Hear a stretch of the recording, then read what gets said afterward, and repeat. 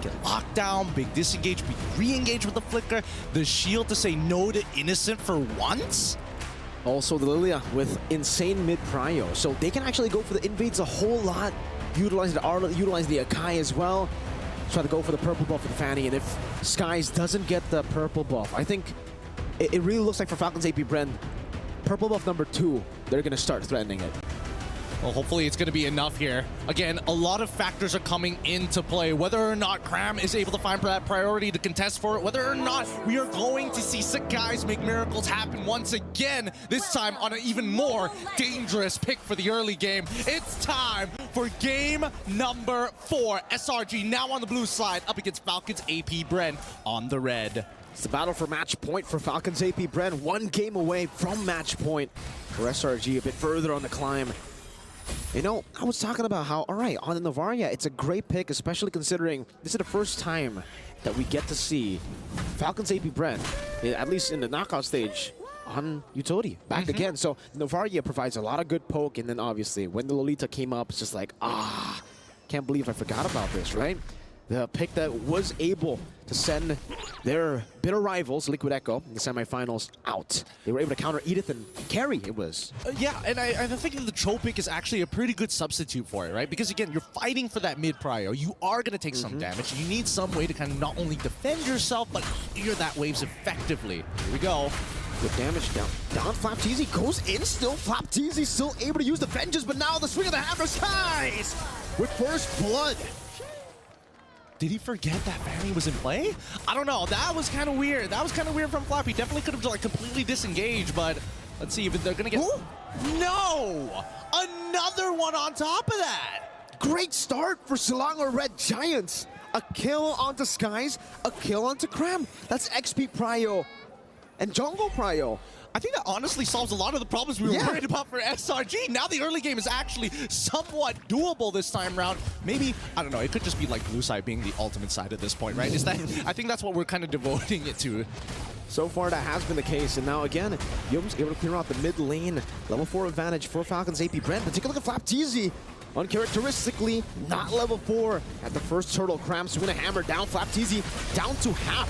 Yum's dealing some damage again as Cram pops in a penalty zone. Calteezy in the midst of it all right now on the neutral objective. We'll be able to find this. Flap gets the shielding. Spear of Destruction. One last shot should do it, but Flap again is able to survive with just 1 HP. Skies on the chain, finds him with a push. Flap still able to go for a lot of those shots, but the cables are inevitable. He's mad. Flapteezy's mad. He's like, oh man, maybe Yums just didn't see like the little slight bit of green left on his health. Let's have a look at this one more time as Skies. Again, great call on this one, right? For all we know, Flapteezy, he hits level 4 just in time and tries to sustain through that damage. If he connected with that final slash, that could have bought him at least one more second of time for somebody to find the trade back, especially since Ogwin on this Lolita has single target lockdown with the charge. At this point in time, with Fanny having an EXP lead, that's a great... Wait, now they have prio over this. Are they going to send the mid lane over to it? No, they're not. No, it's just back and forth again for SRG. They have this lead, so no real reason to actually force a lot of these fights. And you can get to see that interaction with the Bulwark, sending it back towards the Novaria. But SRG, actually, they're holding out in the mid lane very well, too, when it comes to clear away the Dragon.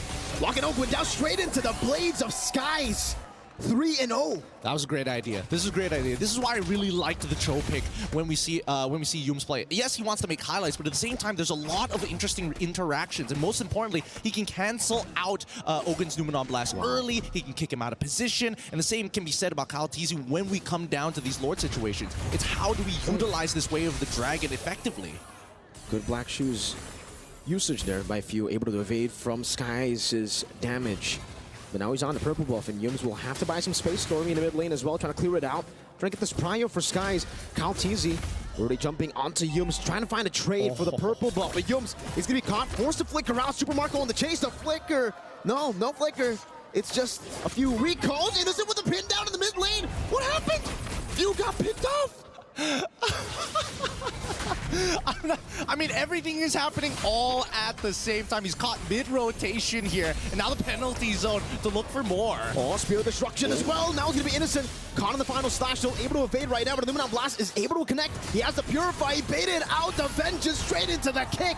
into another spear from Innocent. Dude, talk about well-played Innocent there, right? He purposefully delays until he sees the engagement, the vengeance coming in from FlapTZ, hits that Purify so that he's stuck. Once he's on top of that Moskov, he's got nowhere else to dash because it goes on cooldown. Skies with the cables. Oh! He's able to steal it away again! This time a level ahead. It's not about the players anymore. It's blue side. It's something about blue side, right? It's sorcery. How is this fair? How is blue side so dominant in this game thus far? I thought the draft coming up for Falcons Apbren is honestly not that bad, but considering these early interactions not falling into their favor, it looks like SRG really taking advantage of every single bit here. But same like last game, that mid-game spike from Falcons Apbren. We need to see that happen. So far, mlbbp hasn't been able to create too many opportunities just yet, but that's all due because some people are getting caught off. Other times, you just don't have the battle spells. Man, I just keep remembering now with this kind of performance on the Assassins versus the Utility, I keep on remembering and recalling that interview with the Malaysian content creator. What is his name? I think it's DJY. He said, go Assassins. Assassins #1, he said. Assassins is the way to play the game, right? I mean, look at that. He's already got... Oh, my goodness. At least he's building up to a 2K lead onto mlbbp. 6 minutes into this game. But that's when we see Falcons Apbren, right? Their comp really comes online once they start grouping up together. Okay, Super Marco able to read it out. Has the Purify, but now with the cables, the way the Dragon comes in, comes those Skies! Wow! Are we playing on mouse and keyboard or something? He's literally pointing, clicking, that man must die, and they find it each and every time. It's a target ability for Skies. Oh, it is. And it's about to get even worse for the side of Falcons Apbren if they keep on slipping up on these leads from SRG. And right now, the main attack dog, the initiator, Yums, he's doing so much this game. Doesn't have the way to Dragon here, but will be able to knock him up. mlbbp gonna be knocked out. The penalty's all canceled by the stun. mlbbp caught on the Astral Echo Innocent. Now with the Abyss Walker as well, very low. No pin down with the Spear of Misery. Good cover from Ogwen. But he's forced to recall out. That's a free neutral objective to the Assassin Jungler. Honestly, not too bad. At least Falcons Apbren aren't giving anything over to SRG besides the turtle. Oh, penalty zone though, onto few. Forcing him to use that black shoes, not that big of a deal. That's just an alt use. It's not like they're going to fight each other anyways, but SRG, I think they want to invade, and they're considering the options. I mean, they've got the Way of the Dragon ready. They could do it, but at the same time, the lack of purple buff from Sakai's means that SRG just have to wait. You can see the difference in level already. This is why the Assassins have been able to find so much more value in this meta. The clear speed is ridiculous. On top of that, how fast you are, so mobile, you can go and catch a lot of these waves that most utility junglers will have to give up. It's a 2-level lead for Skies, so finally, after 3 games, he finds himself ahead in level against mlbbp. Hey man, similar to SRG, Falcons Apbren have been known to flip fights over despite having massive losses in the earlier stages of the game. They're great at their timings. Both of these teams have a lot of similarities. Look at Skies, he's again pulling Falcons Apbren away from each other, trying to not enable their comp. These cables from Skies, man. Cram in the mid lane, goes for the penalty zone. Oh, the tenacity on the boots. Gets him out of the heavy spin, he flickers out of it. Meanwhile, down below, Skies! Man. What? I mean, what can you really say about that, right? It's just unlucky, I guess. I mean, mlbbp, he's just not, he doesn't have enough stacks. He just got the Thunder Belt as well. He doesn't have enough hybrid defense to survive through it. And even if he does, technically it doesn't matter because Skies has the Malefic Roar. The more hybrids, that's the better it is for me. The more I'll just cut right through it. Man, Wolf and Leo, they were talking about, mlbbp on the Arlet. He should be able to do what he did at M5. He should be able to do what he did just 2 days ago. This is an unreal stat, 0-4-0. Okay, we can't count them out just yet, right? But we know that the game has been accelerated to a point of no return. I think that from both sides, it could be like a quick game for SRG to move on, and Falcons Apbren will then take blue side. Or if Falcons Apbren really want to slow this down, we're hoping for some big plays from the initiators. Like, if not for mlbbp, sure, maybe they can extend and guarantee a fight win, but Ogwen and as well as mlbbp need to work with some angles here against SRG. And unless Yums is caught slacking with that Shunpo, because right now he's playing mechanically perfect. This is a big problem, by the way, for Falcons Apbren. Oh. Even the hand. Yeah, I'm not talking about Yum's recalling, by the way. That's also a problem. You know, it's emotional damage that they are receiving every single tap of the recall. But really for SRG, it's how they're able to utilize the 1-3-1 formation as well. Fanny up top or Moskov up top and then someone else down below. Skies, you blink and you miss that, right? You blink and you die. Super Marco, great reaction time to evade from it. Without the Wind of Nature, he really has to respect Skies' damage. And you can see for Innocent, he's already on to the Lord. Caltese to be chunked down. Penalty zone, locking him down now with the help of Yoji. To the left! He misses the final slash. Skies finds it! Okay, they're just gonna back away at this point, right? SRG don't need to extend the lead. They've already committed. I mean, they got Flapteezy's final slash and the flicker as well. Maybe he's just looking for some sort of redemption in these fights, but it's fine, right? Falcons, they can technically lose their outer tier 1 and 2 in mid. They just need to make sure they high ground defense. Oh god, Skies now. Oh, Skies! He's out of there. He's out of there. Oh my goodness! This kid's insane! Few now going to be caught in. Innocent able to take him down. Penalty zone locking him down as well. Meanwhile, way the dragon from Yums. Skies again looking for the assassination. Gets knocked up before he can do anything. But they will be able to take some of these turrets. Base turret up top taken down from SRG. 10-0 up against Falcons Apbren. Oakland forced back, forced to flicker out. Still with the Lord. This is the first Lord of the game. And they're looking for an end angle. Skies again with the cables. Okay, finally I can breathe here. SRG, they've set up checkmate angle, and we haven't seen a checkmate angle in a long time here at the playoffs, right? A 10k gold lead for the side of SRG, a missing inhibitor from the side of Falcons Apbren. On this next lore take, Falcons Apbren really need to discuss how they're going to approach this. Yes, they have zone control, but so far, SRG, now that the Lord Dance is more of a tango than it is a waltz, this push and pull is not in Falcon Apbren's favor. Not at all.